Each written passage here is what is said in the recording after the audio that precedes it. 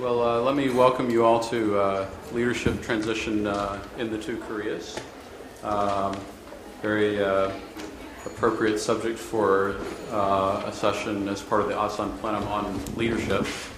I'm Scott Snyder. I'm with the Council on Foreign Relations. Very pleased to have had a chance to organize this panel. And I expect that this should be a very interesting discussion because it will provide us with the opportunity to link leadership transition in South Korea and the succession in North Korea as part of the same discussion. And we'll be able to maybe look forward and see how we think those two transitions are going to play out in terms of their implications for the inter-Korean relationship. Let me begin by introducing each of our main speakers, and then I might make just a very short introductory remark, and then we'll proceed with some short presentations.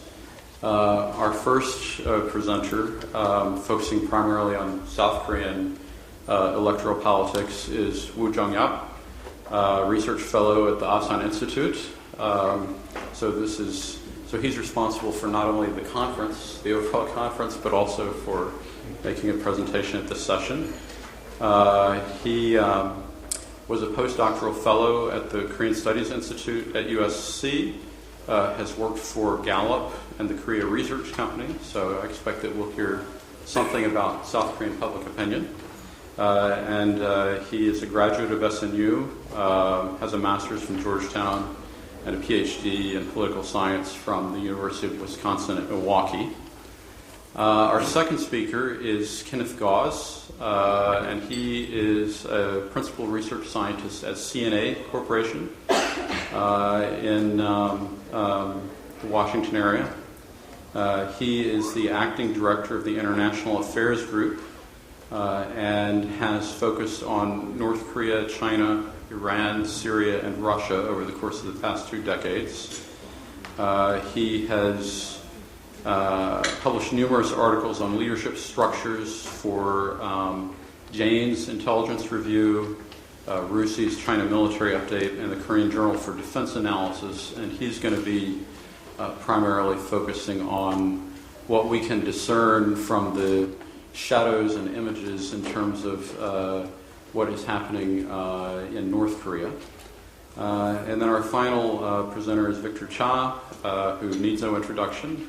He's a senior advisor and Korea chair at CSIS and director of Asian Studies and DS Song chair at Georgetown University.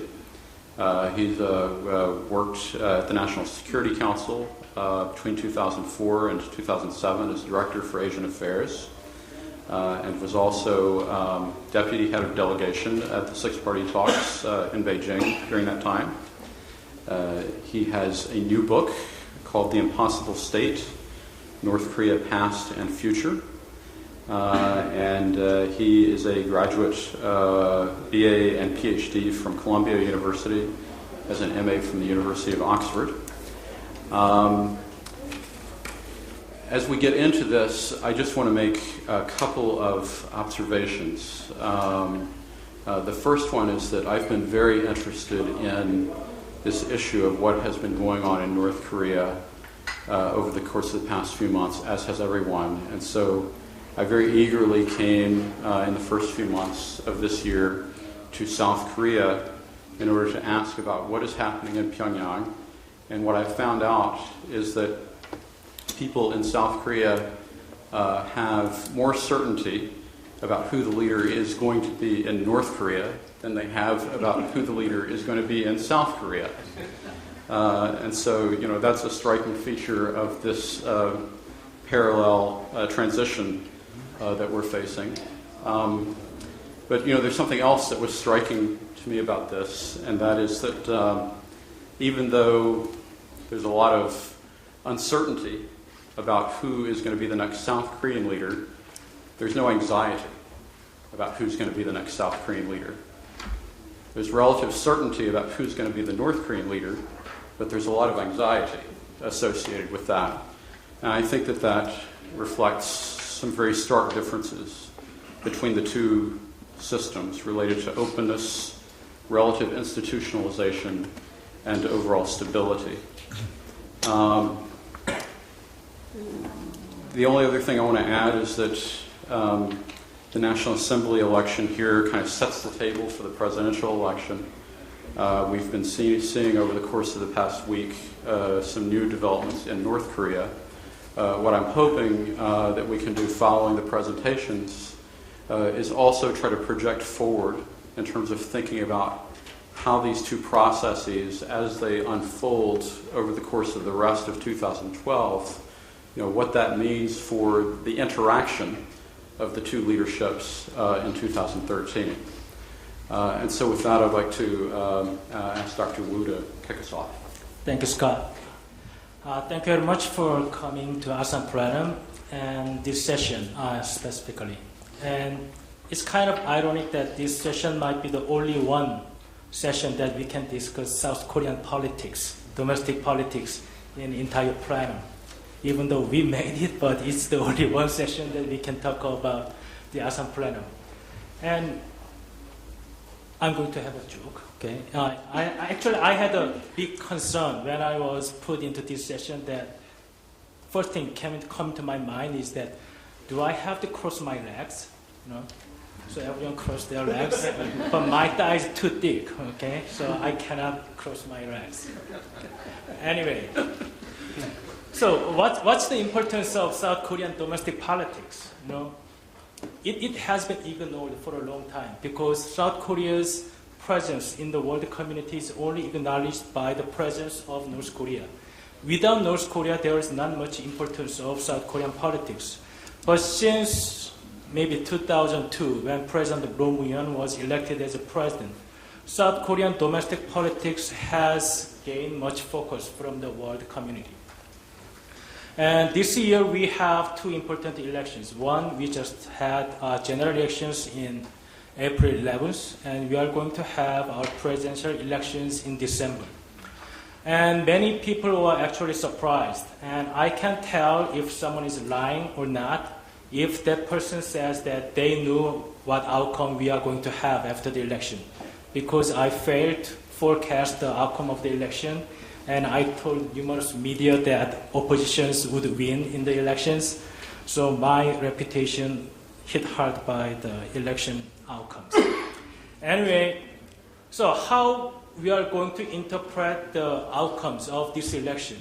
It was Saenuri Party or Mrs. Park Geun-hye was the real winner of the election, or it's just failure of Democratic United Party? So that's the one thing that we can discuss. Even though many people said that Saenuri Party won the election, but it actually lost their seats. It's from 172 to 152. And is it really a loss of Democratic United Party? They actually gained about 40 seats in the Congress. So how can we evaluate the success or failure of this election? And the reason why most people put much importance on April election was that it must have the implications on the presidential election in December. And some even argued that the winning of Saenuri Party is heavily relied on Park Geun-hye. So now Park Geun-hye paved the path to her presidency. So is it? That was my question. So we can discuss it later. And one of the things that we can also discuss is that the platform of each political party. Traditionally, Conservative Party is more anti-North Korea, and progressive parties have been considered as a pro-North Korea. But as the Democratic United Party make a coalition with the United Progressive Party to form more of electoral engineering, they move their platform to much left. Even in FTA or Jeju neighbor-based issues, which was initiated by their own government under Roh Moo-hyun government. So moving their platform more to the left make public very suspicious of their capability of running government if they were elected. So maybe we can discuss more in the linkage between domestic politics and its implications on security issues in North Korea later. Thank you. Okay, well, thank you, Jung-up, for offering short enough comments that we'll have plenty of time for Q&A. Let me turn to Ken for a view of North Korea. It's interesting in this conference. I guess I understood that 2012 was going to be a year of change for many countries, but I never realized how many until I came here. So I've learned a lot at this conference, and it's very, very interesting, very interesting speeches.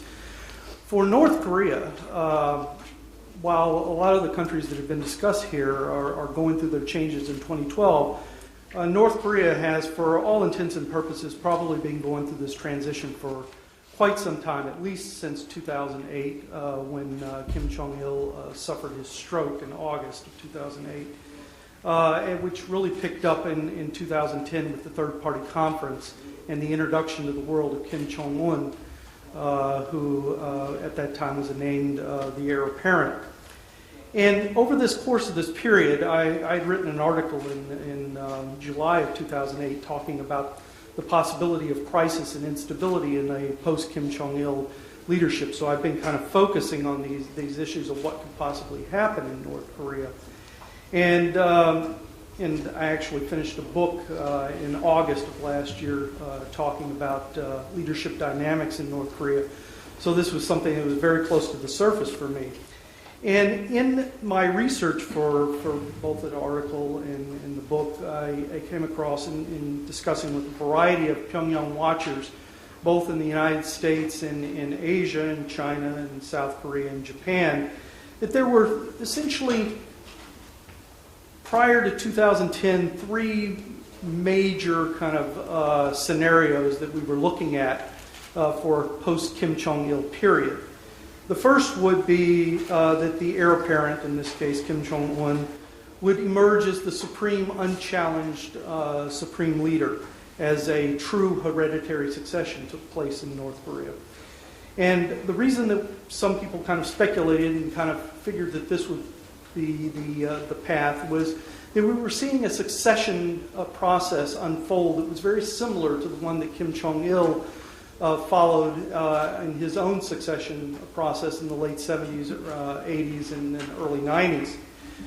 The first phase is essentially the phase in which the young successor is chosen by the leader, and it is done privately within the leadership. We believe that this would probably happen in the case of Kim Jong-un, probably in 2007-2008 timeframe. It was announced to the general leadership, we believe, in January of 2009. It was when the selection of Kim Jong-un was selected, or was chosen to, or was socialized with the wider leadership. And during this period, there began an education process of Kim Jong-un to become the ultimate successor. Well, as time went on, the succession process sped up because of Kim Jong-il's health problems, and this was followed in September of 2010 when we entered into the second phase of succession, and this is the phase in which the heir apparent is announced to the world, very similar to what happened at the Six-Party Congress in 1980 when Kim Jong-il was announced to the world. In September of 2010, at the Third Party Conference, we had the announcement of Kim Jong-un to the world, and that began the second phase. And then the second phase is a period in which the education process continues, but it is also a process in which the reporting lines in the regime start to funnel through the heir apparent up into the supreme leader. So he begins to get broader situational awareness of what's going on in the regime. And then the third phase, which we were expecting to happen probably around the 2012 timeframe, would be that the heir apparent would start to assume some of the titles, such as Supreme Commander and things like that, such as his father did in the 1991-1992 period. when he would take over more and more running of the day-to-day regime. That's how we expected that it would unfold, and how many people believed that there would be this kind of unchallenged supreme leader scenario that would unfold. After Kim's stroke, though, there was also this kind of emergence, especially in Western circles, about the potential for collective leadership within North Korea. The idea was that Kim Jong-un was just too young, 29 years old, had not had enough experience, had not developed a patronage system that would allow him to consolidate his power in a timely fashion. So therefore, he would be part of a collective leadership. Whether he would be a major player or whether he'd be a figurehead was widely debated. And the reason that we also thought that there would be a collective leadership is that many of the people that were in key positions in power in North Korea were people who were proteges of Kim Jong-il. They were not people that owned their loyalty directly to Kim Jong-un. The other idea, the other third scenario, was the idea of a collective leadership, but a very fractured collective leadership. And the idea there was that the way that Kim Jong-il had run the regime, very different than his father Kim Il-sung did, which was basically to set up various institutions and individuals into competition with each other. And the idea is once you remove the linchpin, being Kim Jong-il, that a lot of competition would begin in the regime and they could lead to power struggles and instability. So you had these kind of three scenarios as we lead into December of 2011 and Kim Jong-il's actual death, and we're having to really kind of confront these scenarios and put the various snippets of information together that we're learning about the succession process, and looking at the funeral and Kim Jong-un's public appearances and who's with him and so on and so forth, to try to get a better picture of what is unfolding in North Korea. And 2 weeks ago, the regime carried out two major leadership events, which provided the Pyongyang watching community of a lot to kind of chew on. The fourth party conference and the fifth session of the Supreme People's Assembly. And at these two events, you had Kim Jong-un essentially take over the remaining kind of titles of power. He had already been given the title of Supreme Leader and Supreme Commander soon after his father's death. And now he assumed two new positions, two newly created positions of First Secretary, which was a position that replaced the General Secretary within the party as the top party post, and the first Chairman of the National Defense Commission, which replaced the Chairman of the National Defense Commission. And Kim Jong-il became the eternal General Secretary and the eternal Chairman of the National Defense Commission, therefore creating kind of a legitimacy for the young leader in the fact that he is the blood descendant to the head of the state and the party. And of course, we can't forget Kim Il-sung is the eternal president of North Korea. So, with these new posts, Kim Jong-un at least had the formal trappings of power, and what remains to be seen is how he is going to fill these titles, whether he actually has power or whether he's having to rely on a kind of wider leadership. Interesting things that kind of emerged at these two leadership events was the emergence of a variety of individuals who, until fairly recently, were not fairly well known to the Pyongyang watching community. One being Cho Rong-hae, who's kind of the big winner in both events, being appointed to the Presidium of the Politburo, made a vice chairman of the Central Military Committee, and made a member of the National Defense Commission. He is also now the head of the General Political Bureau, replacing Cho Myong-nok, who died in 2010. It's interesting in the fact that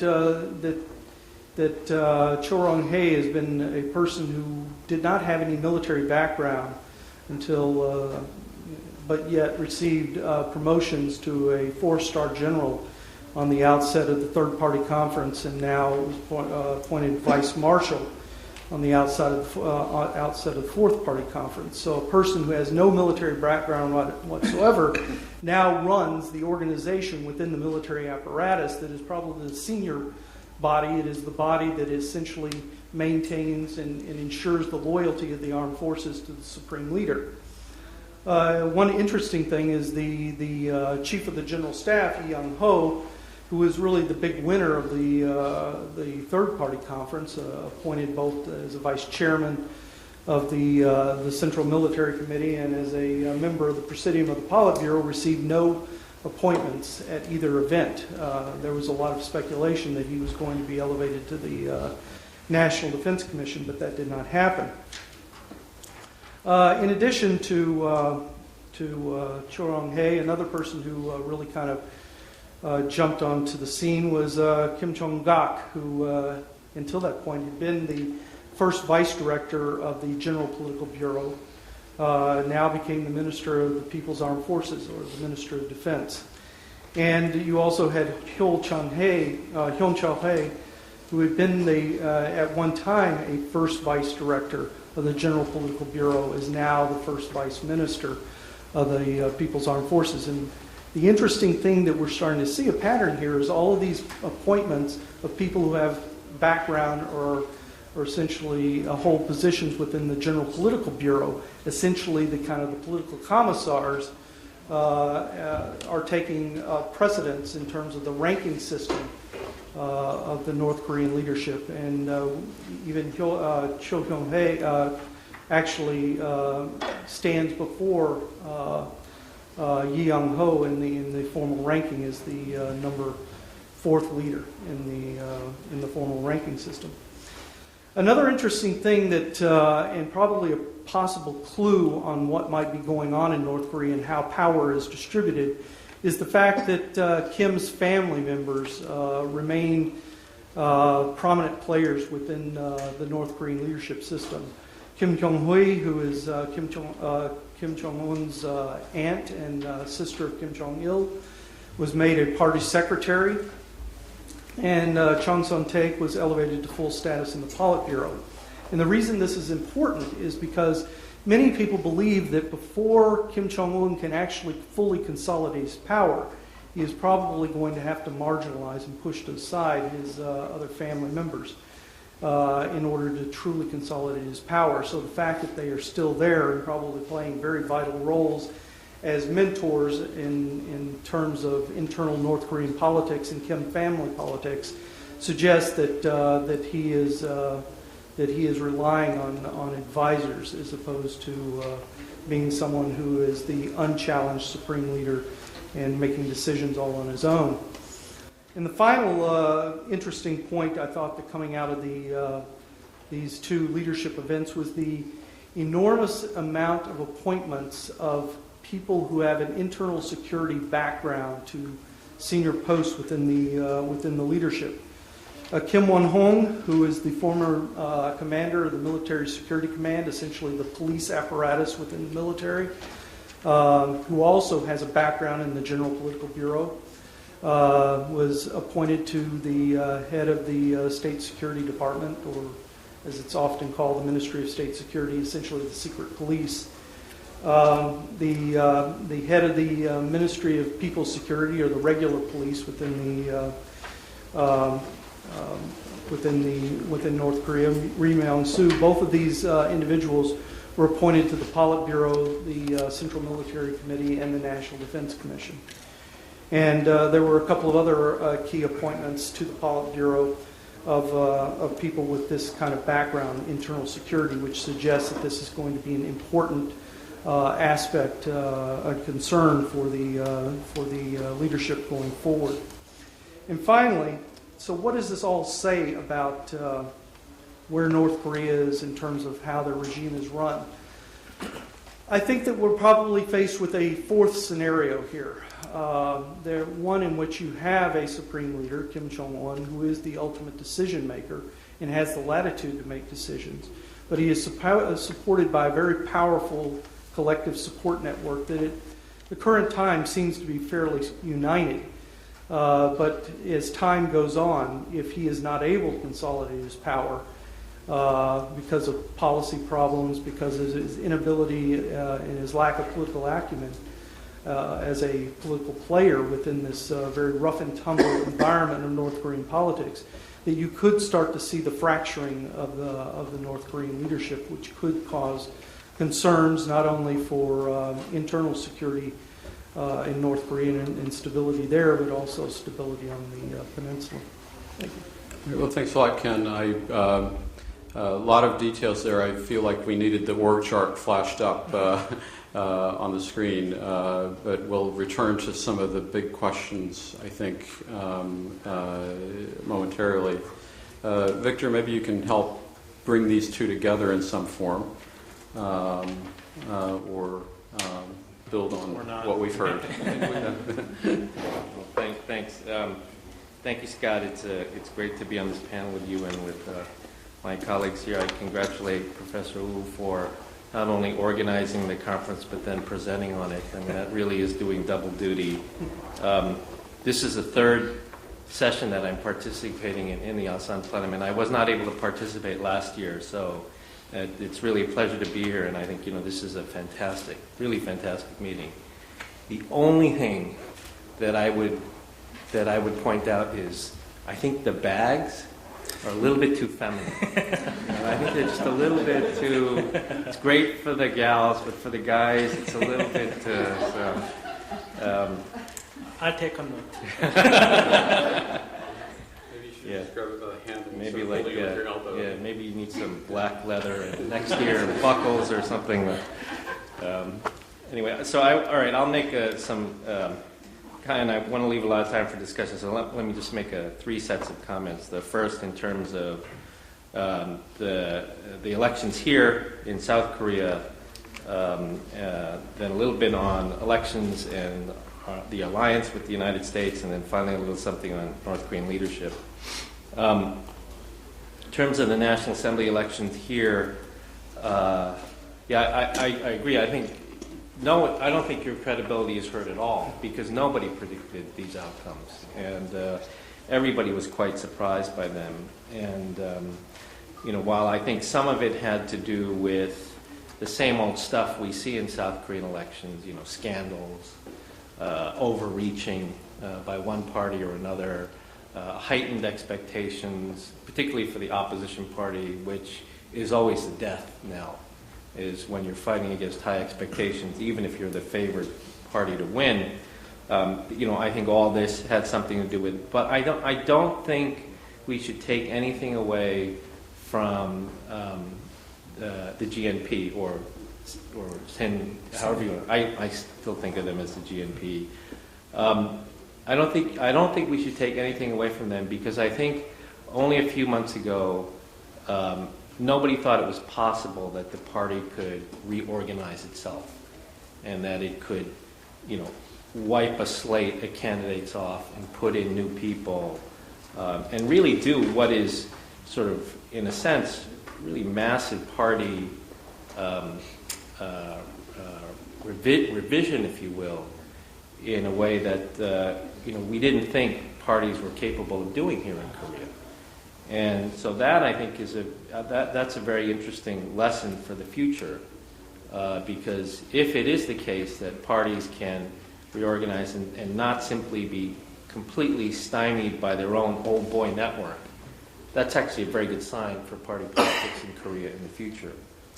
The second thing, I think, and Scott and I talked about this in D.C. a couple of weeks ago, but I try to be an optimist in terms of, because I'm a pessimist on North Korea, so I try to be an optimist on South Korea. And I think the other interesting thing is, I think the National Assembly elections and the election going forward will still have some elements of Korean politics, which is regionalism, scandals.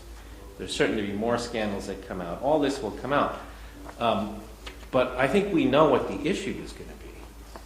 Right? And the issue is going to be social welfare.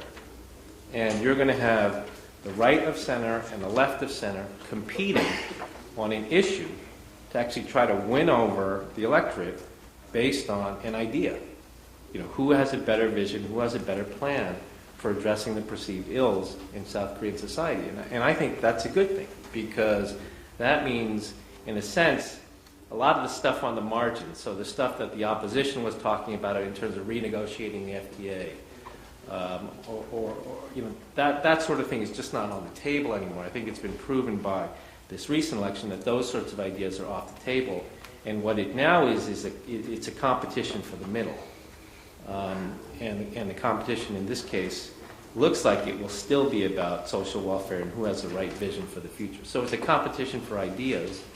And in a sense, that's what elections should be about. Right? It shouldn't just be about regionalism and corruption and all these sorts of things. So I think that's a positive.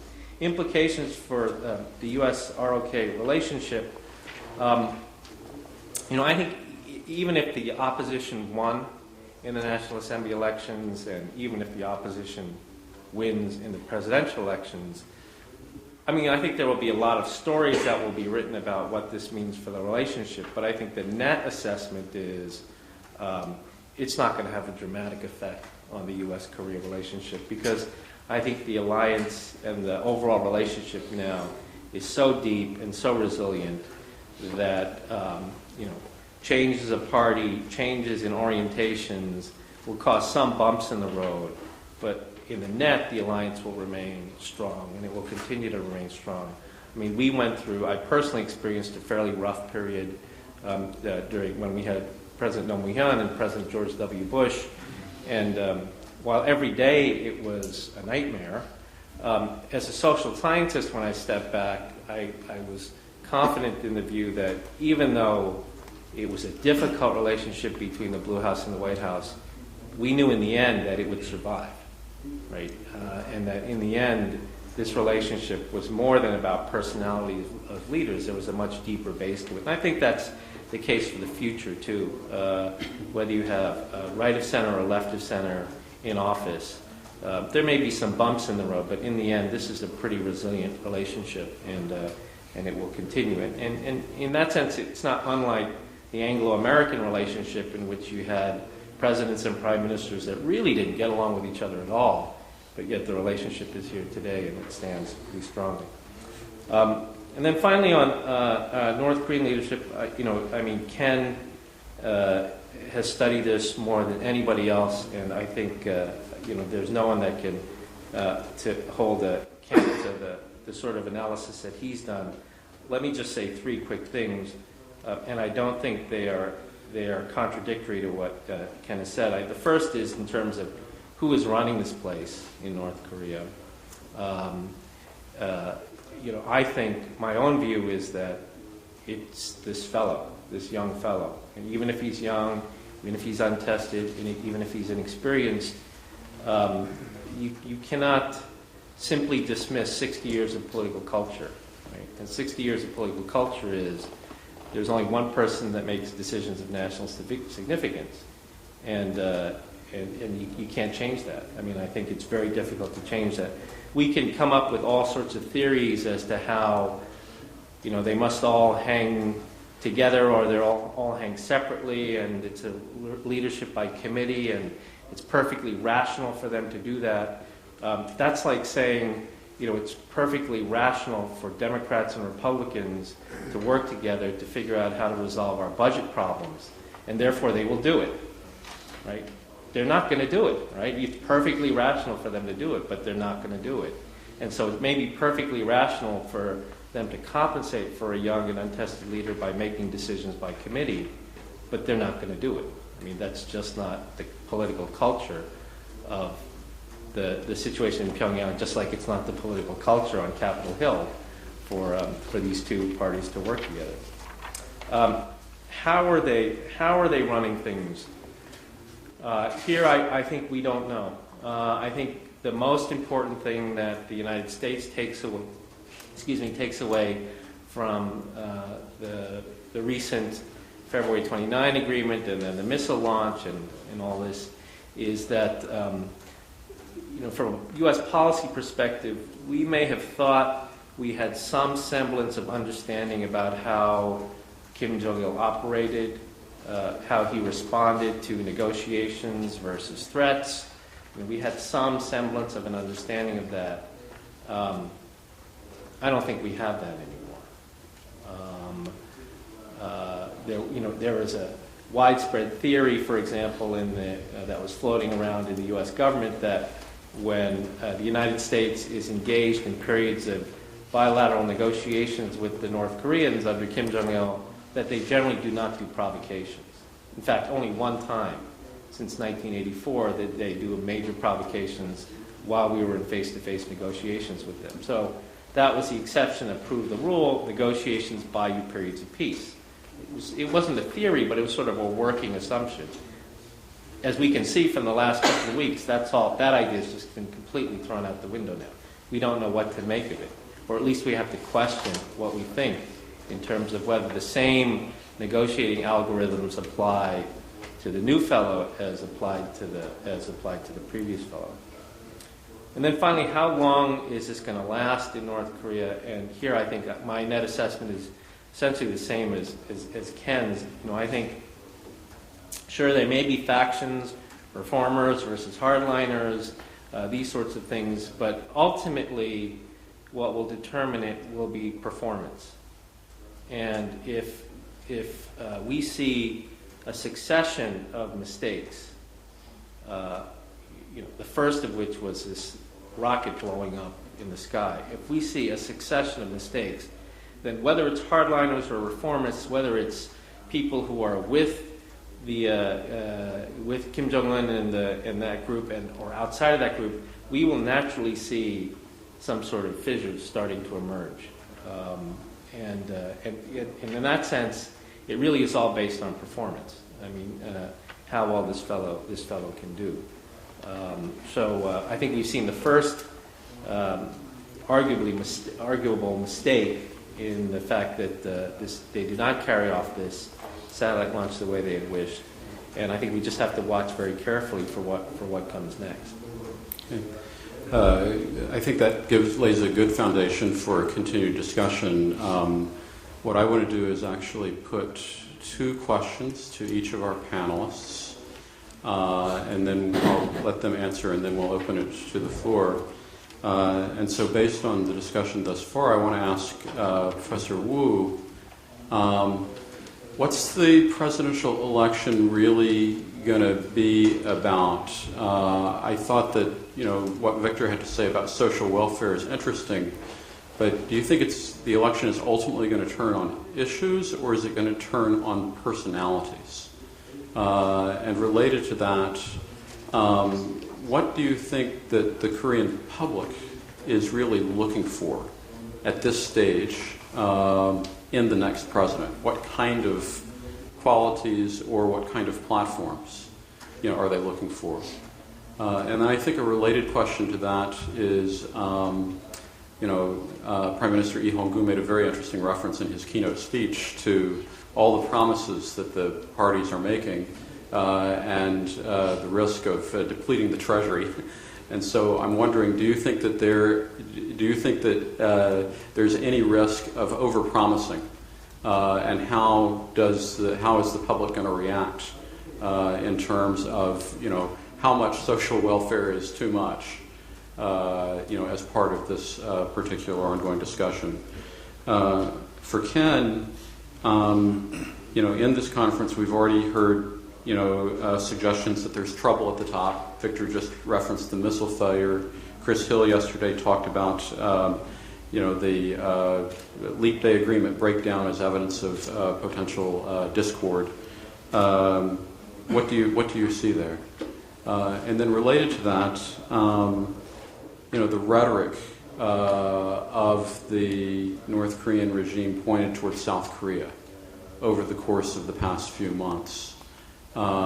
Seems to be an enormous obstacle in terms of thinking about inter-Korean relations. How do you interpret what that is all about? Is it really about internal political consolidation, or is this something that we should really be taking much more seriously as the North Koreans move towards specific threats to specific locations that are not far from this hotel? How should we be reading that?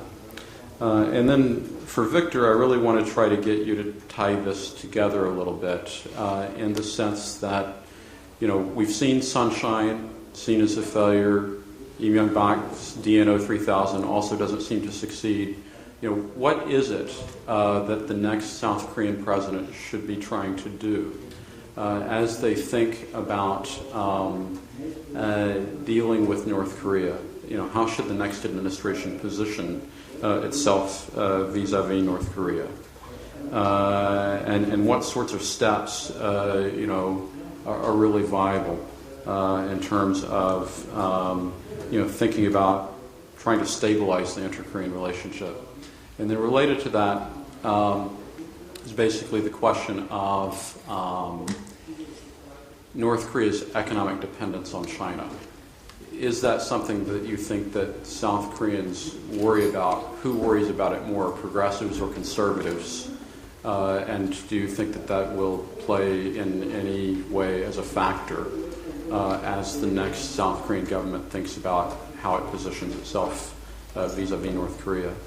And so let me turn to Jung-hyuk first. Thanks, Scott. It's very difficult to say that whether issue is going to dominate the whole campaign or the personality of the president's candidate from the major political parties. But one very important observation that we had after the general election this year is that general publics have very keen eye on the issues, and they also have very keen view on the political parties that represent the certain political platform. We had a big study this year about the elections. And our institute, and we did a massive political survey before and after the election, and we asked the respondents what was the most important issue for them to choose a candidate. And surprisingly, it was FTA issue between ROK and the U.S. And most people who said that FTA issue is important was the supporters of Saenuri Party. The reason is that as DUP decide to sell this anti-FTA, it make public very feel suspicious of the capability of DUP as a future government. So it's not just about the welfare issue, but the thing in Korean politics is that you have to show to the public that you have the enough capability of running a government. But the DUP decide to make this issue anti-FTA and anti-construction of Jewish labor base. They themselves actually hurt their image as a future government. And interestingly, Professor Anchosu, I think most of you have heard of his name. He is a professor at Seoul National University, and even though he has never declared his intention to run president, but he is top in our survey as a future president. Interestingly, he said during the media conference that political party should not be the criteria for you to choose in this election. It should be individual. So you should vote according to the individual capability and their performance. But surprisingly, about 70% of Korean public said that they vote because of the political parties, not based on the individual capability or individual candidate. That means they actually decide whom to vote even before the election period began. They knew what the issues are at stake, and they knew what each issues are represented by each political party. So maybe it's going to be a big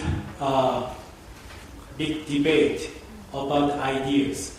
But I think there are more than welfare issues. It's because last year we had a by-election for the Seoul mayor. And at that time, welfare issue was the biggest issue. And if oppositions stick to that issue, then the story would be totally different. But as Saenuri Party began to expand their welfare program, then maybe DUP felt that now we have to move forward.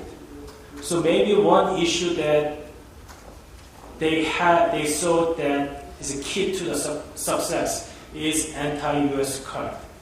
And to make a coalition with the United Progressive Party, the DUP had to move their platform more to the anti-US stance. That is why they started to talk about ROK-US FTA and the Jeju naval base. Even though the discussion of Jeju naval base was initiated under the Norwegian government, they kept saying that South Korean government is trying to make naval base in Jeju Island because of the United States. And one thing that the DUP and United Progressive Party thought is that anti-US card will motivate younger generations. But there's one big difference between year 2002 and 2012. In year 2002, when President Nomen was elected, actually anti-US card worked. But this year, anti-FTA or anti-Jeju naval base didn't work. One difference is that in 2002, it was very emotional issues. You can make that issue very emotional. 2 young middle school girls were killed, and there's a acquittal of the U.S. soldiers at the time. So it's a story that you can make people very emotional. But this year, the issue is FTA. It requires your rational calculation, whether it's beneficial or not for you. And just naval base, it's a security issue. It's more about, it requires more rational calculation than emotions. So that is why I don't think this anti-US card will also be played during the campaign, unless there are some other kind of issues like medical, US beef kind of thing. So maybe we are going to see, I think, more nasty things in this Korean politics.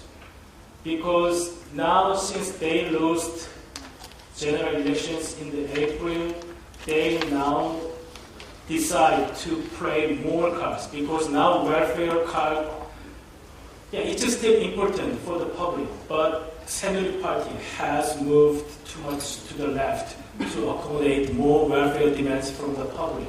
So what is left for the oppositions? Now anti-US card might not work as they expected.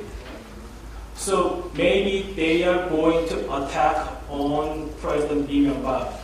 Maybe one card that they can actually use is people vote on retrospective issues, the failure of Lee Myung-bak government policies. And one of the policy that Lee Myung-bak government, the public perceives the failure of Lee Myung-bak government was the policy toward North Korea. Because some believe that there was the Lee Myung-bak government principled policy toward North Korea has not improved anything between South and North Korea. And so it's kind of dilemma for North Korea leadership. Is it good for North Korean government to make a provocation to affect Korean public at this stage? As you see in the Cheonan case, it didn't affect Korean politics much. Actually it worked, but it didn't work as a benefit for Conservative Party as many expected. After this election, I got many interview requests from foreign media that whether that so-called satellite launch affected South Korean publics to vote for the Conservative Party, but I don't think it's not. South Korean publics sadly do not care much about what is happening in North Korea. Even our stock market has not been affected much. Even after the launch of satellite, actually the prices ran up at the stock market. So maybe all the issues that has been beneficial for opposition parties are not good for opposition factions anymore. Then one thing that opposition parties can use is kind of nasty domestic politics and also the character debate. So they are going to attack the I명박 government according to their performance so far and for 5 years. And since Park Geun-hye has been very successful in making distance with the I명박 government, so maybe they are going to character attack on Park Geun-hye. So I expect that there is going to be a more personality debate in the elections. And I will continue. I appreciate that. Plus answering the question that I didn't get to ask about North Korean provocations and its influence on the election. Ken? You asked about trouble at the top. Right now, I don't see it. I think that this has been a fairly smooth transfer of power along the lines that have been mapped out for quite some time by Kim Jong-il. I believe that there have been some speculation that the missile test and the kind of undermining their agreement that they made on food aid may suggest that there are various policy contradictions within North Korea. But I believe that the missile test had been kind of agreed upon before Kim Jong-il's death. I think that they were planning to do that. I think they did a risk or a cost-benefit analysis about the food aid. They thought they would go for it, but they knew that that there was a potential risk that they would lose it. And I think they made the decision that they would negotiate for it, but they could stand to lose it and without it undermining or causing any instability within the system. I do agree with what Victor said, that this regime, in terms of stability at the top, will be based on their ability to put forth policies that actually lead to some sort of success. And if there's a string of failures, I think that is going to start putting an increasing strain on the North Korean leadership, and that personal interests within this group dynamic that we see emerging at the top could start to trump kind of more wider interests in the regime. In terms of the rhetoric toward South Korea, I thought it was very interesting that we're getting two lines coming out of North Korea. You had the speech that Kim Jong-un gave on April 15th, and kind of surprisingly, it was not very belligerent. It actually made some sort of opening gestures that could be interpreted as opening gestures to South Korea. The idea of some sort of eventual reunification. The fact that they did not tie the military to a deterrent, a nuclear deterrent, which they have done really ever since the 2003 military speeches at the 2003 military parades of the anniversary of the founding of the Korean People's Army. So in many respects, it was a kind of toned down, less belligerent speech. And then, of course, you have the speech coming out of the last couple of days, out of the military, out of this quote-unquote Special Operations Command, which is a kind of a new term that we haven't seen before, being very, very belligerent and talking about cutting the windpipe of anybody who would disparage the dignity and sovereignty of North Korea. One of the two things that does link Kim Jong-un's speech and this threat coming out of the North Korean military is the idea of dignity and sovereignty of North Korea, which suggests that they are still feeling somewhat vulnerable inside and potentially could lash out in terms of provocations. And I fully expect that we're going to see some provocations over the summer. I don't suspect that it will be something that they can't walk back from in terms of escalation. Could be something in the West Sea. Could be some sort of cyber attack. Could be a nuclear test. Because I think they need to show some sort of success after the missile failure. Would be one thing that would suggest that they may lead down this provocation path. But there will be, I think what they want to do is set up a choice for South Korea. You can either have, the kind of less belligerent attitude, which Kim Jong-un kind of verbalized, or you could be faced with this very belligerent military attitude. And I think they're probably betting on the kind of the opacity of the regime and the very kind of lack of visibility that the outside world has into their regime dynamics, and they're playing on that somewhat to try to keep the region off balance, which of course allows them to gives them a better negotiating position.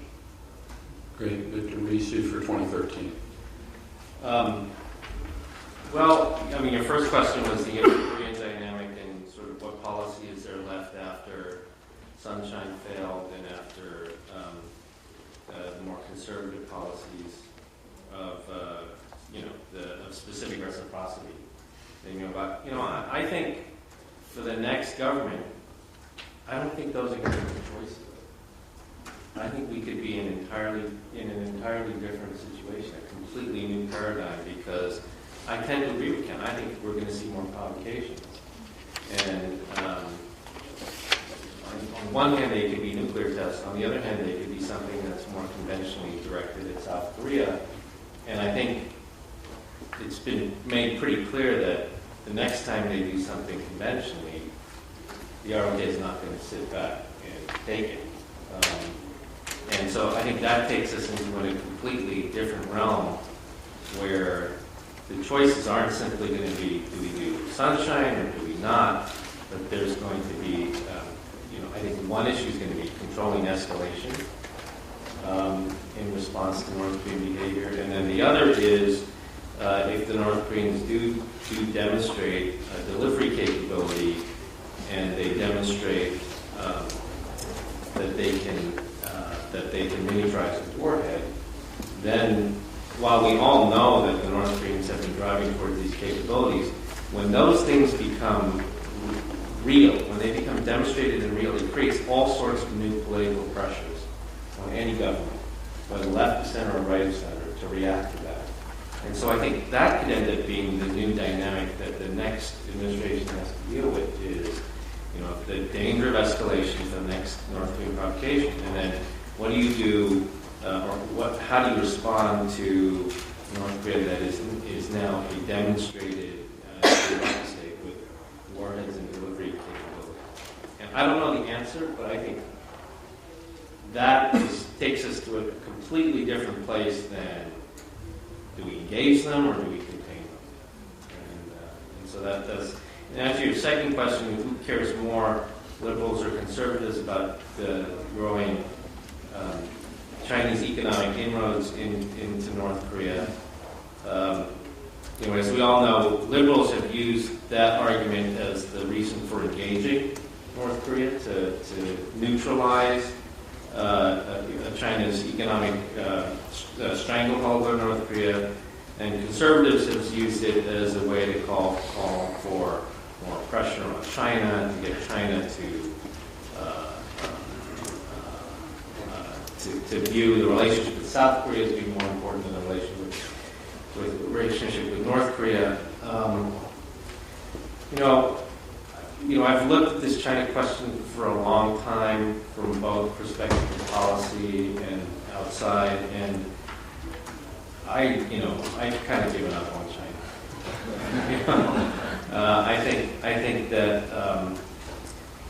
I think on the one hand, the Chinese certainly do not have the same interests at heart that either the ROK or the U.S. has when it goes into North Korea. This is not a coordination game. This really is a game in which there are conflicting interests.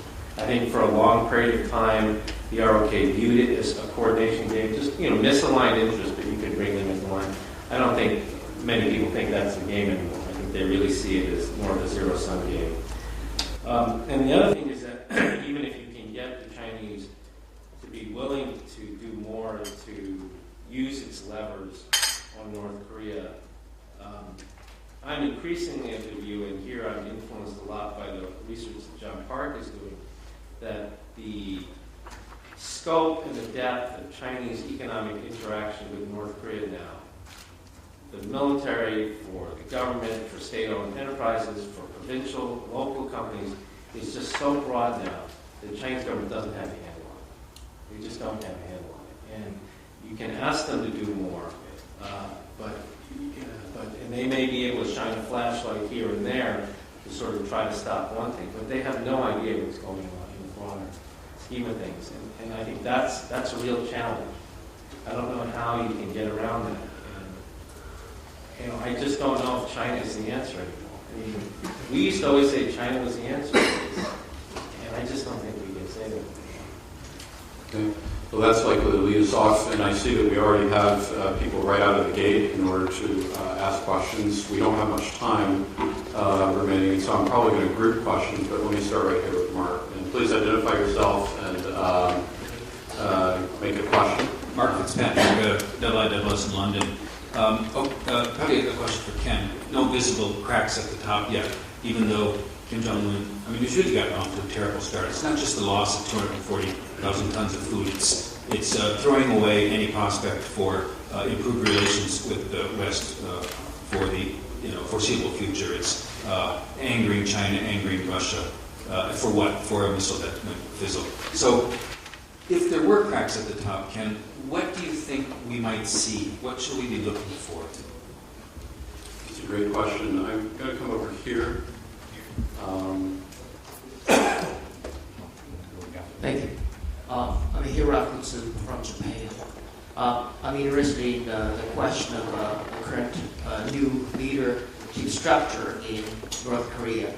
So my question is directed to Mr. Kenneth Goss. I'm interested in the potential role of Kim Jong-nam, who is in Macau, the older brother of Kim Jong-un. I wonder how would you factor him in the future potential scenario of power struggle within the current new North Korean leadership.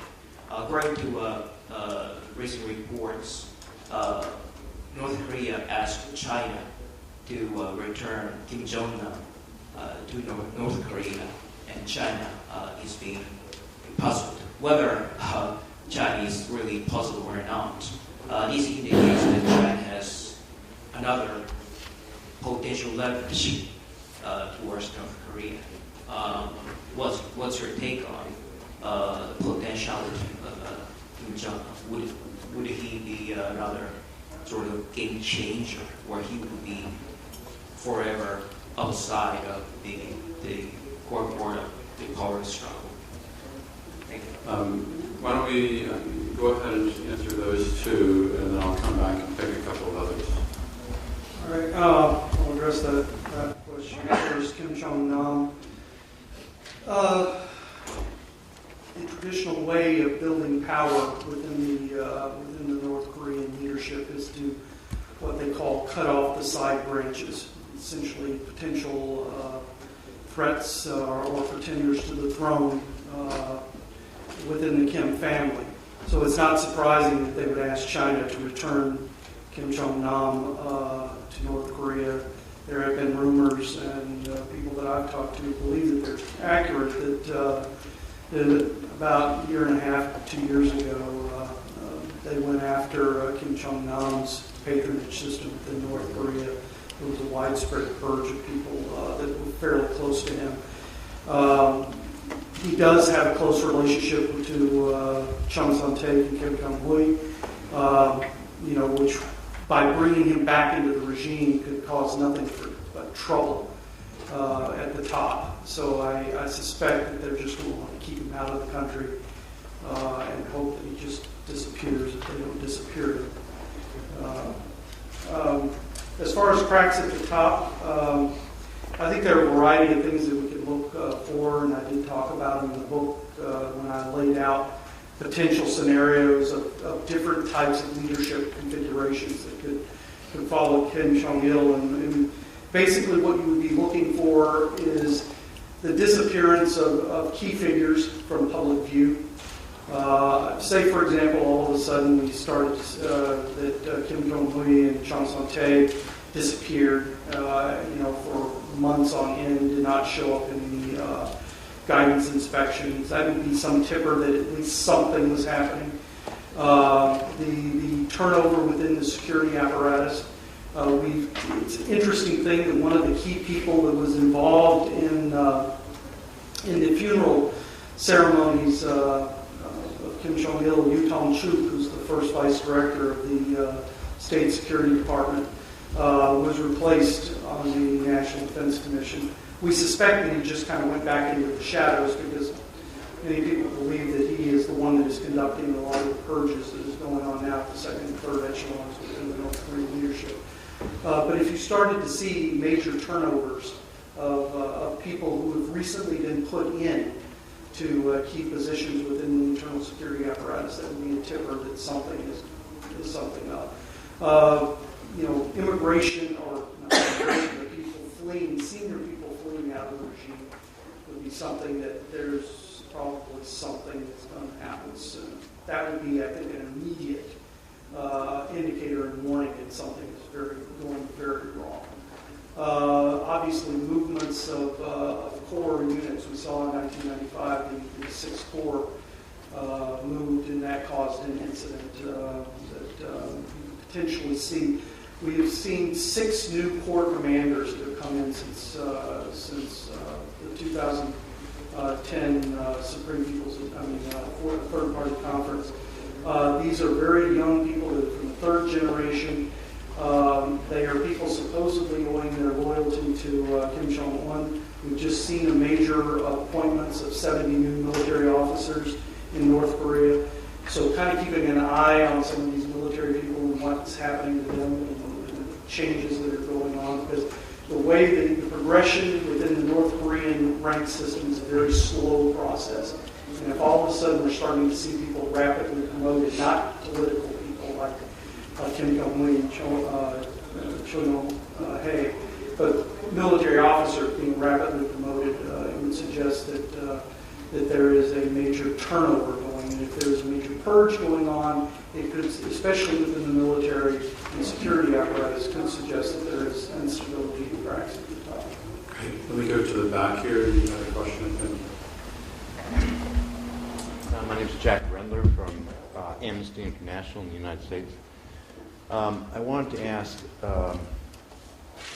if you, given that we are assuming that we can reduce the number of people that are sent to prison camps, the number of people who are likely to be tortured, the number of people who are likely to be executed, what would you advise us, given that we're going to try to do that anyway, what would you advise as the best course for us? And have you, what do you think about China's current attitude toward forcibly repatriating North Koreans? Okay, and then up here, are you okay? Okay, right over here. Chip Pitts from Stanford. I was wondering if you, Victor, could elaborate on what interest you see is now irreconcilable, and why it's a zero-sum game, and if the other panelists could quickly react whether they agree or not. Could you repeat that again? I'm not sure. Sure. Yeah, Victor says that he thinks that the game has gone from a coordination game between China and North Korea to a zero-sum game, and I'm wondering if the other panelists agree with that and why he thinks that. Okay, and then right up here. Alice Walker from the British Embassy. We just wanted to ask you about global Korea and whether you see it has a future in any new government and whether it will have any part to play in an election, whether that actually the role that the South Koreans have played in the world over the last 4 years will have had an impact with the South Koreans themselves, or is it just from governments like myself? Thank you. Okay, if you're quick, we'll be able to get another round in. But let's start with Jung Up and maybe the last question, and then if you want to comment on the others, I'm not sure they were directed to any one person. So your question is that whether the next government will continue to Sustainability of global Korea as a policy in the next administration. and whom do you think elected as a president in the next government? I think it totally depends on whom to be the president. I don't know. Actually, there's no way for South Korea to avoid our role in a global community. So maybe we have to push forward it anyway. But one problem that we have to think on is that there is a public perception that the globalization and this kind of capitalism widen a gap between rich and poor in South Korea especially. So maybe we have to see and wait and see until who actually is going to be elected as a president. And I'm not sure whether that policy would be sustained in the next government. Ken, do you want to respond to the other two? In terms of the China's repatriation, it was interesting after the missile test. China, at least it was reported in some newspapers, had noted that they were going to stop the repatriation. I think that got the North Koreans' attention very quickly. This could actually be some sort of lever that the Chinese could use, because the North Koreans, especially under Kim Jong-un, have been very eager to have North Koreans forcibly repatriated. Their apparatus, in terms of the internal security apparatus, putting people in one of the various types of prisons that exist there, has been in full force now for quite some time as they go through this transition period. I suspect that it probably will continue for some time. And having them, that relationship with the Chinese internal security apparatus is something that the North Koreans depend upon. And if the Chinese were to change that relationship, I think it's something that would get the North Koreans' attention very quickly. On the refugee question, I think from a policy perspective, I think every government should continue in every high-level bilateral meeting with the Chinese to continue to raise this issue, to raise it privately, to raise it publicly, as often and as much as possible. I also think it needs to be personalized. There have to be individuals whose names and faces become known to the entire world, because there's a reason that the DPRK in China do this in the middle of the night, the curtains closed on the buses, because they don't want a name or a face that the public can glom onto and have a cause around. So personifying it, I think, becomes very important. And I think some of the, Barbara Demick's book, Blaine Hardin's book, these sorts of things are making this issue much more mainstream now. And the Chinese are get very sensitized to this, and there may be a tactical aspect to it too for them to use it as a lever to try to slap DPRK in the hand on the wrist every once in a while. Why is it more of a zero-sum game now? I think because for a long period of time, both Seoul and Beijing believed that China's two-Korea policy was acceptable and would work. And I think with the Cheonan sinking, and the positions that the Chinese took compared to the positions that Seoul took, I think it became very clear to Koreans that when North Korea pushes the envelope like this, China's sort of equidistant policy between the two Koreas just does not work. And that has, I think, dramatically changed. And, in the opinion polling that you guys have done and that others have done, it's very clear across the political spectrum, progressives and conservatives, they poll consistently on China today in a much more unfavorable fashion than they did prior to Cheonan. So Cheonan was really a watershed, I think. I think we have time for one last question. I'm going to go over here. My name is John. I just have a question to Mr. Chow. When you talk about this provocation that North Korea is likely to do it and likely response in South Korea, what about the U.S. response? Will U.S. forces be ready to fly strikes from Asan in support of the South Koreans? And will U.S. forces be off the North Korean coast in support of the South Koreans? Nobody's mentioned that today, but it's an interesting your response. Thank you. Well, Don, I think in part it depends on the type of provocation that we're responding to. If it's something where they clearly cross a major red line, then I think the response could be quite severe from the ROK certainly, and the U.S. as supporting an ally. I mean, I think the first reaction by the United States, as well as by China, is to prevent escalation. That will naturally be the first response. But a lot of it will depend on what sort of provocations are initiated by the North Koreans and what sort of red lines they cross. And actually, I can give a tip to Kim Jong-un. Make sure you get this on the camera. Yeah. Get this on the camera. Based on our opinion poll, which provocations would work to affect Korean politics? And I know that. So you have to decide which audience you are targeting. If you are targeting North Korean audience, then you can do the nuclear test or any missile launch or other kind of provocations. But it doesn't affect Korean public anymore.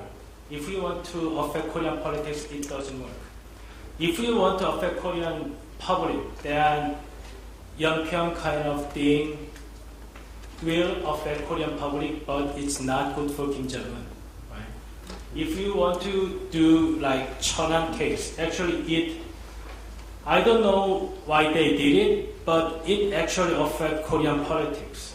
North Korean can deny their responsibility, liability, or China can actually support North Korea. And South Korean politics, until it was proven that, even after it was proven that North Korea did it, South Korean public were divided. So if you did that, then there's going to be a division in Korean public, especially, I think, in opposition factions. Democratic United Party cannot help but blaming North Korea if that sort of provocations would happen. But United Progressive Party will never blame North Korea for anything. So there should be division in opposition factions, and it's a formula for the Conservative Party to win in the elections. So if you want to see the Conservative Party in Korean politics would win, then do something. Well, I did not think it would end with policy advice for Kim Jong-un.